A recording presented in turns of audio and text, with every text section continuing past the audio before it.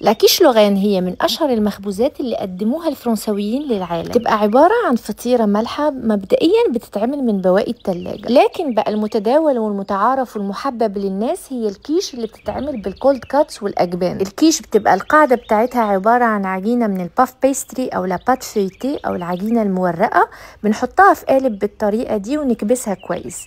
بنكون مكرملين شوية من البصل في شوية من زيت الزيتون، وبعدين بنفرش البصل المكرمل ده فوق العجينة بعد ما بنتكها بالشوكة كويس قوي عشان ما تتنفخش في الفرن. لاكيش لوغان هي المتعارف عنها والأشهر في العالم ومعمولة بالتركي المدخن، لكن أنا النهاردة هستخدم الهوت دوج بتاع مفازة لأنه طعمه بياخد الكيش دي في حتة تانية. لاباغاي دو كيش أو الخليط اللي بيربط الكيش هو عبارة عن مزيج ما بين البيض واللبن والكريمة، بنسمهم شوية من الملح والفلفل الأسود وكمان الأوريجانو، وبعدين بنخلطهم مع بعض. بنحط الموزاريلا فوق الحشوة بتاعة الكيش وده أساسي، وبعد كده بننزل بلاباغاي دو كيش عشان يربط لنا الدنيا دي كلها مع بعض، وندخلها الفرن تتخبز لمدة ساعة. بعد ساعة تفرجوا على حلاوة الكيش، بتبقى منفوخة وطعمة وتجنن ازاي. لازم تجربوها وبس والله.